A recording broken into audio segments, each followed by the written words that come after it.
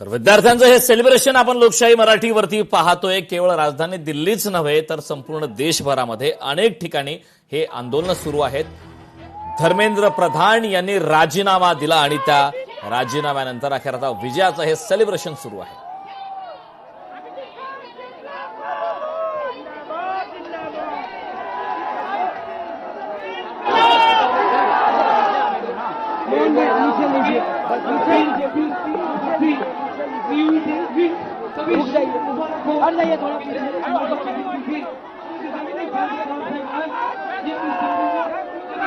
संविधान जिंकलंय, लोकतंत्र जिंकलाय, भारत जिंकलाय आणि तानाशाह हारलाय.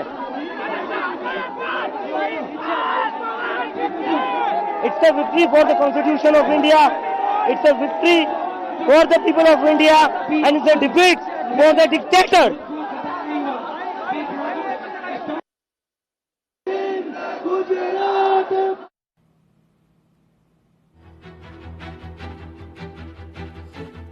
धर्मेंद्र प्रधान यांनी राजीनामा दिलेला आहे. सौरभ दास यांनी सुद्धा प्रतिक्रिया दिलेली आहे.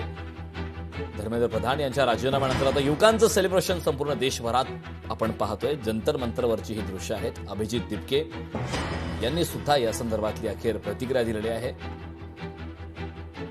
युवकांचं सेलिब्रेशन ठिकठिकाणी पाहायला मिळत आहे. सौरभ दास यांनी या संदर्भातली प्रतिक्रिया दिली. आमच्या तिन्ही मागण्या मान्य करा अशी सुद्धा आता मागणी करण्यात आलेली आहे. त्यामुळे आज नेमकं काय चर्चा केली जाते हे पाहणं महत्वाचं आहे.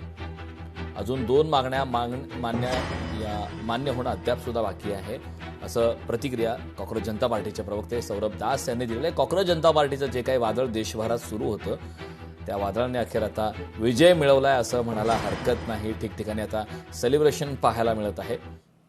आज सकाळपासून आपण अपडेट पाहत होतो. अगदी बिहारमधल्या सुद्धा गंभीर परिस्थिती होती.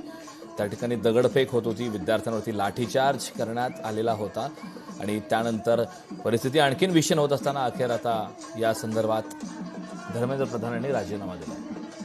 सामाजिक कार्यकर्त्या अंजली दमाणी यांनी या संदर्भात काय प्रतिक्रिया दिलेली आहे पाहूया. लोकशाही मराठी ऐका, पहा, जागरूक रहा.